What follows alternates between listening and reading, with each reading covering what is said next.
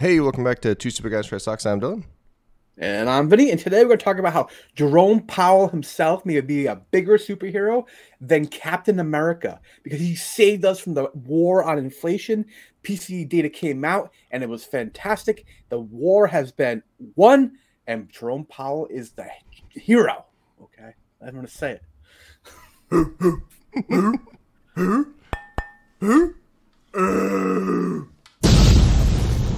Two Super Guys Try Stocks. Yeah. There we go. Yeah. Incorrect. Yeah. Incorrect. Yeah. We all knew that Jerome Powell was a bigger hero than you, anyways. But Hold on. This is for Captain America, bro. Not me. Sure. He's the best. Whatever you tell yourself. So, do you remember when Warren Buffett said that Chairman Powell was a hero for what he did during the pandemic? How he saved the U.S. economy from a secondary kind of pandemic, if you will, or catastrophe. Yeah, I do remember that. And I do remember Yellen saying, I think it was like a couple months prior, that he needs to stop or he's going to bankrupt America. And she made the wrong call because turns out it worked. Yeah. I mean, it looks like we'll get some data. It's looking really promising. So PCE, basically, the Federal Reserve has said that this is the preferred metric because this really measures expenditures for the individuals rather than headline CPI. This is looking at like people's behavior. If you start to see someone adjust and say, pork is expensive, we buy more chicken. This really accounts for that sort of behavior where CPI would not. All right. And we finally got the measurement for November of 2023 here. Came in, you're looking at a headline number is 2.6% change from a year ago. All right. Going to get into like the nitty gritty of the details a little bit more here. So if you're looking down here, this is the bottom of this chart, right? You have headline PCE and you have the PCE excluding, this is core PCE, all right, excluding food and energy. So headline PCE 2.6%, 12 months, right? And you have core PCE 3.2. Which one is really a better metric? In theory, core is because you get a lot more fluctuations with food and energy prices. That's why they exclude them often from it. The Federal Reserve has come out and said that their target is 2%, right? So we're starting to see numbers that are much, much closer to 2% compared to the 7% we were seeing at one point in time, right? We're getting closer than even honestly I expected it to be at this point, right? Yeah. And it really is a testament because this is one of those things where you can just look at other countries and see how they're faring. And it's pretty hard to not acknowledge how well he did. Some people will still say he sucks. I don't get it, but I don't know. I know. People are always unhappy. So this right here is the article from CNBC. Like we're talking about the actual PCE index rose just 0.1% in November, up 3.2% from a year ago. On a 6-month basis, if we look at core, we're actually looking at 1.9% on a 6-month basis. And so that's you're getting to that target range of around 2%, which honestly I thought it was going to still take several months more. Right, so this is happening sooner than I would have thought. So, and then when including the food and energy, so-called headline PCA fell 0.1%. Right, it's actually a negative number. As you mentioned later on in the article, when the last time we had a negative number on actual headline PCE was. All right, probably not for a long time, but it doesn't really count. I agree. Core is more important. Sure. Yeah. So, a lot of this has been driven recently in this most recent kind of wave of the collapse in oil prices, energy prices. Have really been a massive tailwind to the decreasing, rates of inflation over the last year or so. Right? In particular, this is what I was referencing before. The last time we actually had a negative number was April of 2020. Oh, okay. All right. It's impressive. So 1 month after. Yeah, right. That was like literally the world was like coming to an end. Everyone was like digging holes in their basement and going shopping and had what do you call it? Hazard like suits and things like that. Oh yeah, great. Yeah, it's good times. But this is the first time we've had a negative number since then. That's something to be really impressed by, I think. Yeah. This is a economist talking about this. He said FOMC is not ready yet to declare victory, but the outlook is much better than it was just even a few months ago. All right, the actual I thought as we approach the target zone, we were going to start to kind of like decreasing our wins every month. Successive wins are going to get smaller and smaller, but in reality, we're getting much closer, much faster than I would have thought. I thought it would kind of approach it like a parabolic state. This is a pretty big win because this was. Yeah.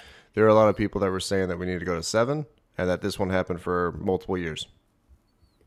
I thought so too. Honestly, I really did think it was going to take longer to get this under control. Even the Fed Reserve themselves, when you look at their dot plot and looking at how high they thought inflation was going to be, it looked like we weren't going to be getting to the target zone until like 2025. Whereas now it looks like it's right around the corner. Like we may even see it in the first quarter of 2024 that we're kind of getting to those target numbers. Now, would that necessitate a Fed pivot? That's a different question at that point. Well, I'm going to look at the actual data from the CME group in terms of what the expectations for Federal Reserve rate cuts now. So personal income was actually still up 0.4%, so people are actually still making more money, which is certainly something you should keep an eye on because, we want to avoid that kind of wage spiral that he talked about. We haven't seen, signs of it per the Federal Reserve so far, but as people's, incomes continue to rise, there's a possibility that something like that could happen. It could make inflation be more persistent and sticky. In the most recent jobs report, I want to say the annual rate of salary increase was like 4.2%, somewhere in that ballpark. That was last week or 2 weeks ago. All right. That's pretty much the only points I wanted to make there. Oh, so there is a little bit of difference when you're seeing between goods increased 0.5% and services increased 0.2%.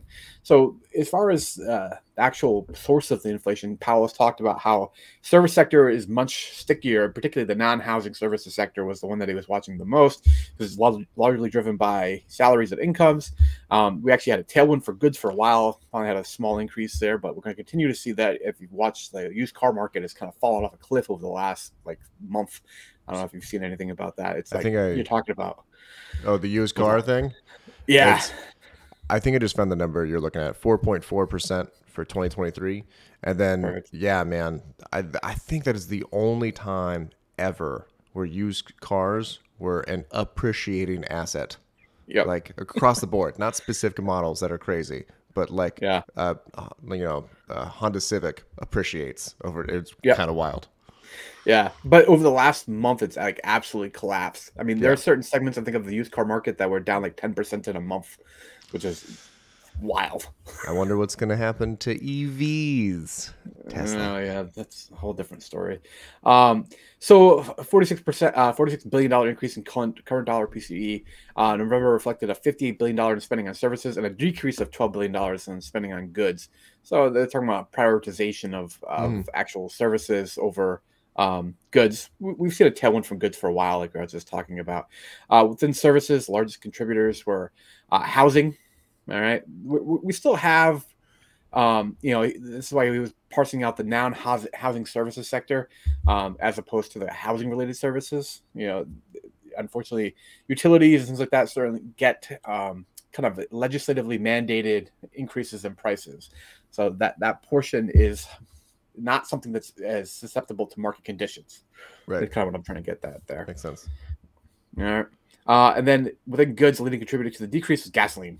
Right. Gasoline prices have come down, like we talked about in the previous chart about a lot. Yeah. I mean, I'm paying under $3 a gallon now. So Arizona had like $2.99 for like a second. It was pretty wild where I was. I haven't seen that in a long time. But we hit a peak of like 5.10, and now we're chilling around like 3.10. That's wow. I mean, at least where I live, Arizona, big state, but still. That's the closest I think we've been to each other in a while. Mine is 2.89. I want to say around here now. Yeah, for a while you were paying horrible. Like 50 cents a gallon more than me. Yeah, well, I got an EV because of it. So, So this is the last thing I wanted to bring up here. So this right here is a CME group expectation for federal funds, and if you're looking at this now, we're still in this 525, 550 range. They're basically saying the first cut in March is what they're betting on, and it's going to be a 25 basis point cut in March, and then you're looking at successive 25 basis points cuts at each meeting. It is what the current projection, based upon option or market sentiment, that's the word I'm looking for here, is looking for the rest of the next year, with an interest rate now ending the year in this 375 to 400, meaning we'll be coming down about 1.5% in Fed funds rate over the next 12 months. Yeah, I mean that's pretty huge. I think the two biggest things: one, we have someone in the last video who is certain they will not cut rates and said that you can never trust the Fed. It's interesting because they've definitely laid out their plan for like 3 years straight and have stuck to it very closely and updates every 2 months. But whatever. The housing market's going to be interesting because I can't tell if there's going to be a sell and there's going to be like a buying opportunity. I'm not a housing market guy. I don't Hmm. know a lot of this stuff. But when you're on those Instagram pages of realtors, it's always the best time to buy because they're incredibly Oh unethical, right? yeah, yeah. It's going to be very interesting to see what happens here with rates, and two, with a bill about hedge funds buying single family homes. Yeah, I'd be shocked if that actually got any traction. I hope it Too, does. too much money and too many political donations. I'd be really surprised if that happens. Yeah, there's an argument to be made that you could be seeing potentially a housing boom going towards the second half of this year if you see rates come down meaningfully. Don't forget, we did that other video. We talked about the spread between the 30-year mortgage and the 10-year bond was like the widest it's ever been. So not only will we have the bond yields potentially coming down as the Fed funds decreases their rates, we've actually already seen a lot of that. They've moved like 20% over the last month. 20. Yep. But we could potentially see some contraction in that spread, which would mean that mortgage rates would come down even more so. Yep. It's going to be interesting. I'm still huge on the TLT trade. So Nice. dope. All right, guys. Love it. Catch you next one.